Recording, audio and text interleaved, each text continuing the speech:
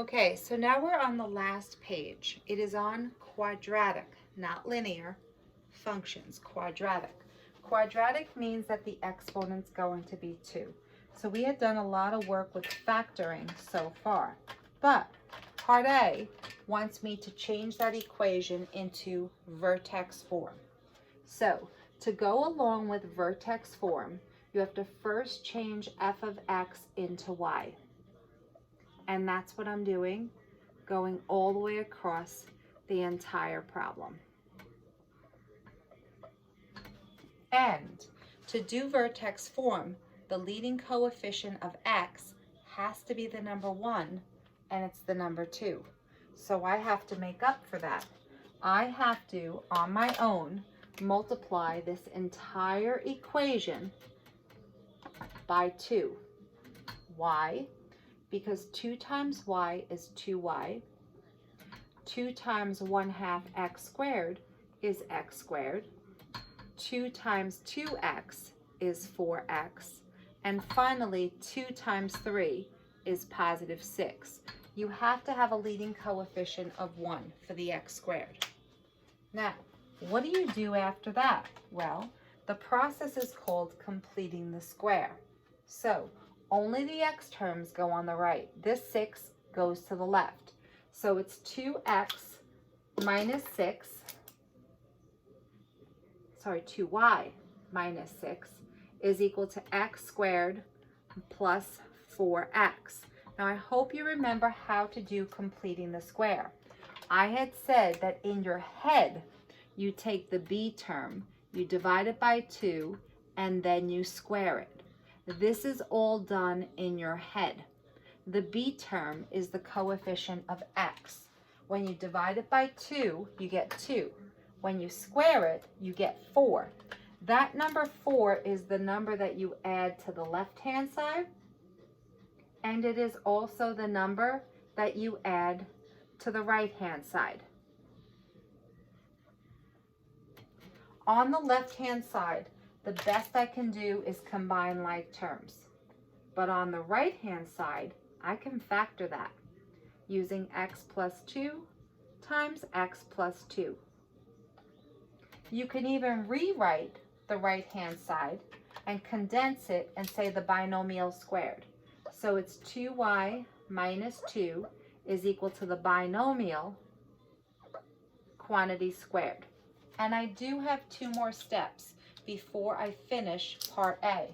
You want to move the 2 to the right, and that gives me 2y is equal to x plus 2 quantity squared, and that 2 moved to the right becomes positive 2 at the end. And the last thing I need to do is divide all 3 parts by 2.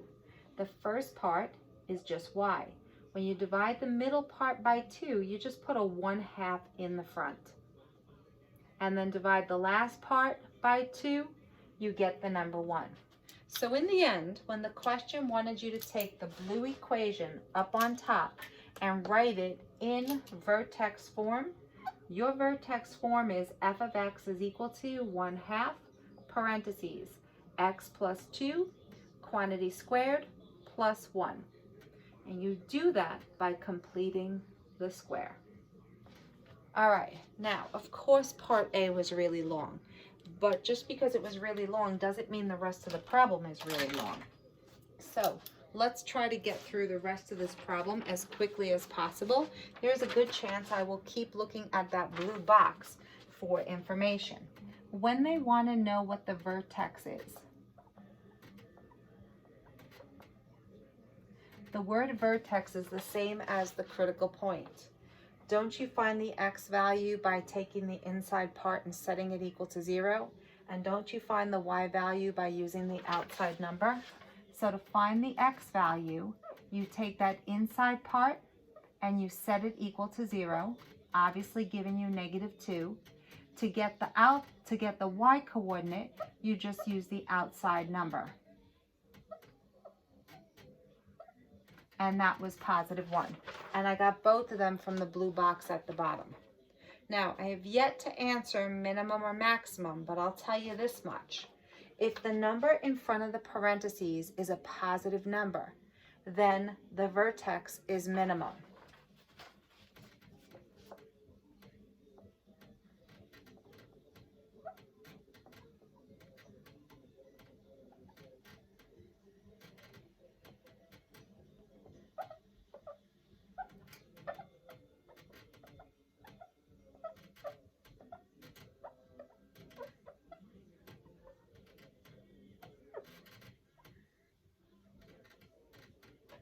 If the number in front of these parentheses was negative, you'd say it was a maximum. It's one or the other. Next thing, they want to know what is the axis of symmetry. The awesome thing about the axis of symmetry is that you get it by using that. So if you write down x plus 2 equals 0, and you bring the 2 over to the other side, that's the axis of symmetry. It all comes from how you get the x coordinate of the vertex or critical point. Then they ask, where is the function increasing? And I will answer that in a second. I'm just not going to answer it yet. The next one is, where is it decreasing? And obviously, if I did not answer increasing first, I'm not going to answer decreasing. I'm going to skip it right now. But they ask for the range and the domain. So the domain, every single parabola, every single U-shape, because that's what it is, always has a domain of negative infinity to positive infinity. Always. The range of a U-shape, an x squared, a quadratic, a parabola, whatever you want to call it, has everything to do with the outside number. Everything to do with that. Because that number is either the highest or the lowest. And since it's at a minimum, it's at the lowest. So the lowest y value is the number 1, minimum at 1. And then it goes up. The next one, find all the zeros. Well, for letter G, if you want to find the zeros, all you have to do is substitute in f of x as 0, or basically y is 0. So to figure out where the zeros are, so I'm going to pretend like I'm writing down how to do it, you just make the y value 0. So this is the y value on the left-hand side. So I'm going to say, let me just put a line underneath it because that's like the title. 0 is equal to 1/2 x plus 2 quantity squared plus 1. And if you can solve for x, you're done. So we're going to do that, but that's how you find the zeros. I am going to move the 1 over to the left-hand side and get -1 equals 1/2 parentheses x plus 2 quantity squared. And then I'm going to multiply both sides of the equation by the number 2. So now I have -2 is equal to x plus 2 quantity squared.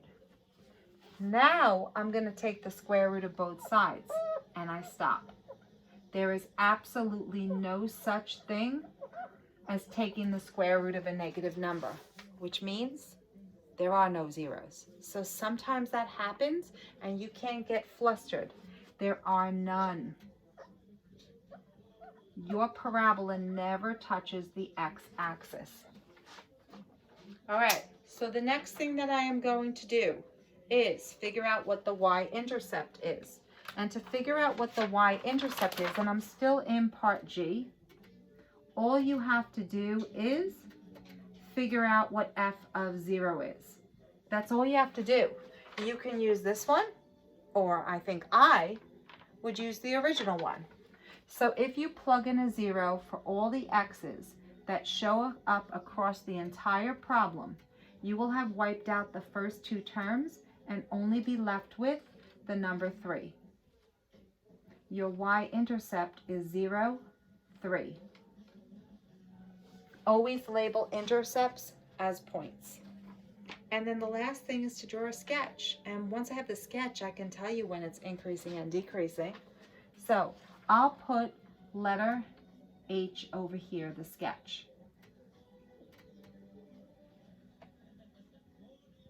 go to the critical point, which is another way of saying the vertex. Wherever you believe negative 2, 1 is, put that point and please label it. You would have to label the zeros, but there aren't any, and you would have to label the y-intercept. So here's where I have my 0, 3. But you know how to draw a parabola. That's your picture. Your sketch is done. I'm just going to answer the increasing and decreasing. This function is increasing here. It's going up. So it is going up on a domain that starts from basically negative 2 and on. So it increases from negative 2 to infinity. You just never use inclusive. So where is it decreasing? Well, doesn't matter where the arrow's pointing. You get on the roller coaster at the left-hand side, you are decreasing here. So you're decreasing from negative infinity and up to basically negative 2. But you just can't include that negative 2. And that takes care of the first problem.